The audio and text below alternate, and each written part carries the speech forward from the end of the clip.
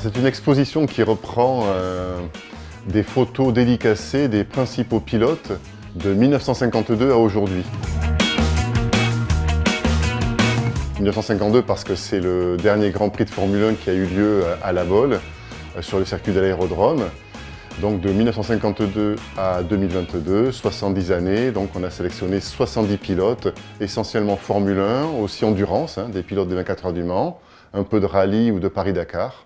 On retrouve quasiment tous les champions du monde, de Ayrton Senna à Fangio, en passant par Ascari, donc, qui était le vainqueur du Grand Prix de La Baule.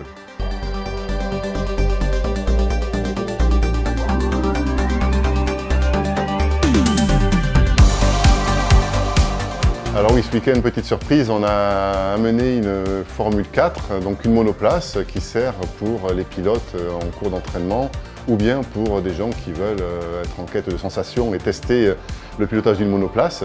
On fait ça en partenariat avec le circuit de Fay de Bretagne, qui est géré par Extrême Limite, ancien pilote des 24 heures du Mans d'ailleurs, M. Roussel. Et nous avons amené une formule sur la place devant la chapelle Sainte-Anne pour mettre en avant à la fois l'exposition et les prestations organisées par Extrême Limite au circuit de Fay de Bretagne. Alors on est associé avec l'Automobile Club de La Baule qui a gentiment amené Ferrari, Cobra, Ford GT, Rolls-Royce. Plusieurs voitures vont être exposées à côté de la monoplace au cours du week-end.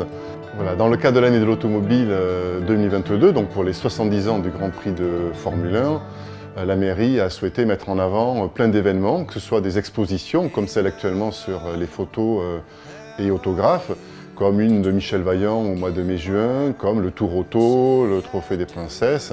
Donc pas mal d'événements qui vont avoir lieu tout au cours de l'année, jusqu'en fin d'année. L'exposition visiblement a un grand succès, vu qu'en quelques jours, l'objectif du mois a été dépassé. Donc la mairie a souhaité continuer et prolonger l'exposition de 3 semaines jusqu'au 20 mars, dimanche 20 mars.